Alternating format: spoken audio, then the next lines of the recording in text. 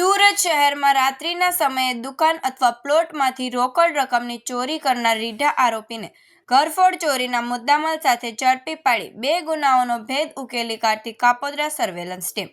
Police commissioner સાહેબશ્રી તથા ખાસ પોલીસ કમિશનર સાહેબશ્રી સેક્ટર 1 તથા નાયબ પોલીસ કમિશનર સાહેબશ્રી ઝોન 1 અને મદદનીશ પોલીસ કમિશનર સાહેબશ્રી એ ડિવિઝન સુરત શહેરનાઓએ હાલમાં વધી રહેલ ઘરફોડ ચોરીઓના ગુનાઓ શોધી કાઢવા સૂચના આપવામાં આવેલ.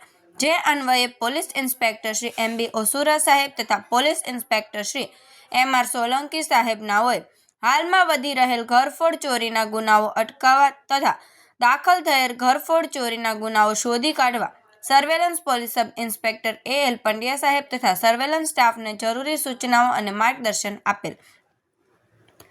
જે અન્વયે માર્ગદર્શન હેઠળ surveillance police sub inspector A L. Pandya સાહેબનાઓએ સર્વેલન્સ સ્ટાફના પોલીસ માણસોની અલગ અલગ ટીમો બનાવી ઘરફોડ ચોરીના અનડિટેક ગુનાઓ શોધી કાઢવા વર્કઆઉટ કરતા હોય તે દરમિયાન સર્વેલન્સ સ્ટાફના એએસઆઈ રાજદીપભાઈ ગોરખભાઈ તથા પોલીસ કોન્સ્ટેબલ અર્જુનસિંહ મહાવીરસિંહ નાઓને તેઓના અંગત અને વિશ્વાસુ બાતમીદાર મારફતે મળેલ સંયુક્ત બાતમી હકીકત આધારે અત્રેના કાપોદ્રા પોલીસ સ્ટેશન વિસ્તારમાંથી ઘરફોડ ચોરી કરનાર ભાવિનભાઈ હિંમતભાઈ વ્યાસ નાઓ હાલ નવી ગિરનાર વસાહત જાહેર રોડ ઉપર હાજર છે.